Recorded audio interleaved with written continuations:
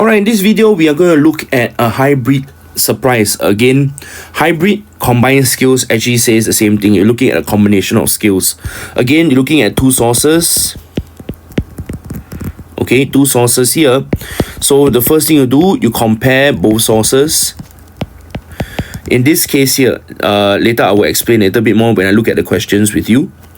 Then the second thing is, okay, to use either cross-reference, okay, or provenance and analysis to determine if the source is surprising.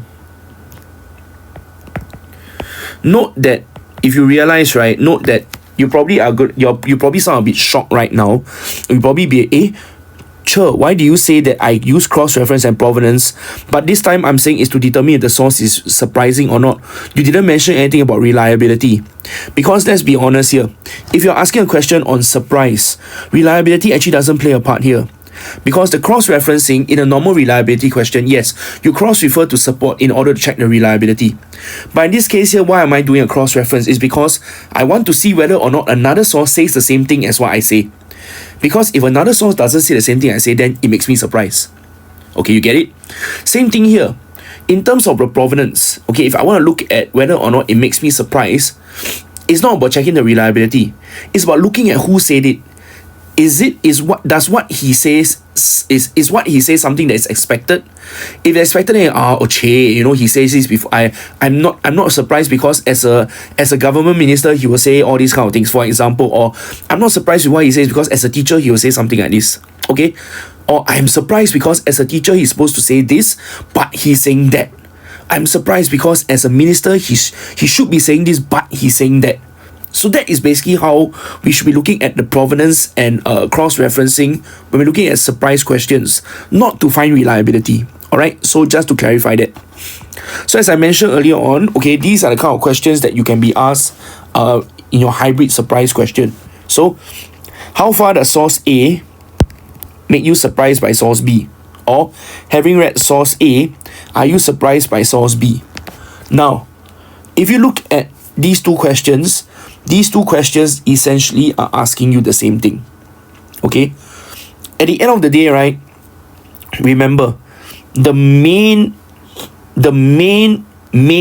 question is, are you surprised by source B? Does source B make you surprised?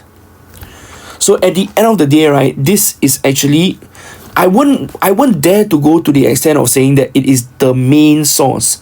Because here, right, in this case here, right, source B is usually the main source. Okay? The main source in question that we need to unpack. Why do I say usually? Because to the best of my knowledge, what I have heard before is that in terms of this question, it really depends on whether A or B is the richer source. Which of these two are the richer source is which source that you look at and you unpack it. But of course, in this case here, most of the time, when we look at this question, usually B is the one that is in question. Alright? So how then do I actually look at this question? It's as good as saying that, actually, are you surprised by source B? Okay? Can we take source A as a reference to see if we are surprised by source B? Meaning to say that you read source B, you read source A, and you read source A, you read source B, correct? If we put the information together, after reading source A, are you surprised by source B? So that is basically how this question functions. So I can actually look at the comparison bit. I can compare A and B. So again, rule of the thumb is you see two sources, immediately compare. Alright? So if A and B are the same, then I'm not surprised by B. Not surprised by B.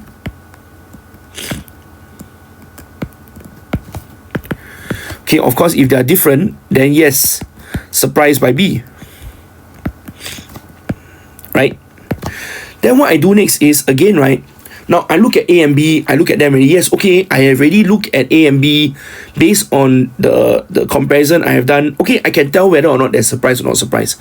So the next thing I want to look at is the idea of, I want to use this word. We do cross-referencing.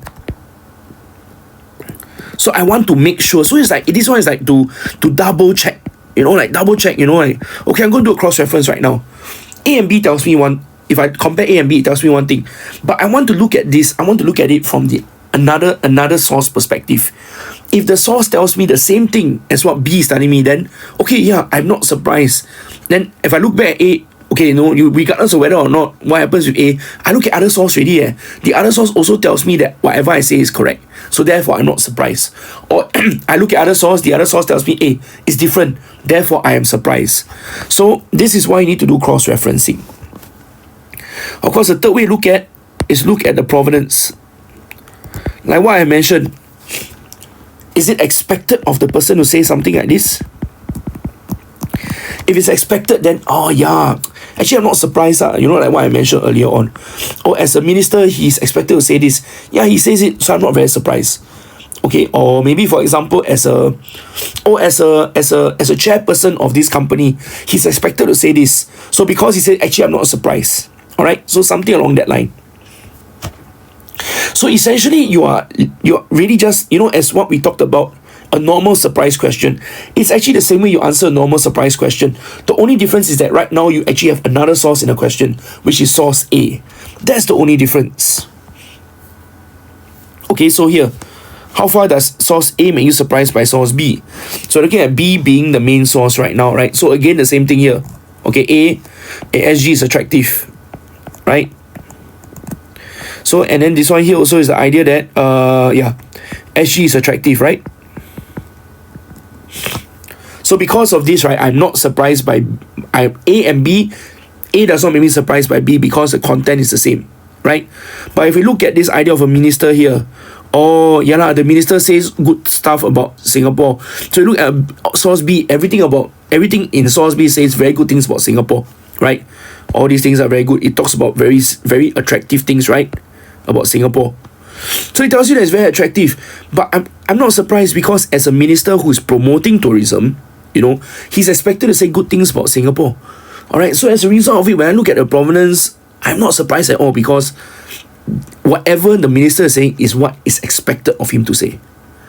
Of course, if he says something negative, then it's a different story, right? Then that one is, I'm surprised. Because a minister is supposed to promote, but he doesn't promote. Alright?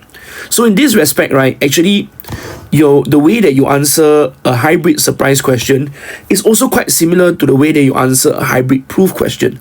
It's just that the phrasing of your answer has to be different. It cannot be cross-refer to check reliability or provenance to check reliability. But cross-refer to check is another source. Another source I'm using, is it the same thing or is it different thing? Alright? And you look at the provenance to say, is this something that's expected of this person to say? If it's expected, then I'm not surprised. If it's not expected, then I'm a bit stunned by it. Alright, so this is actually how you answer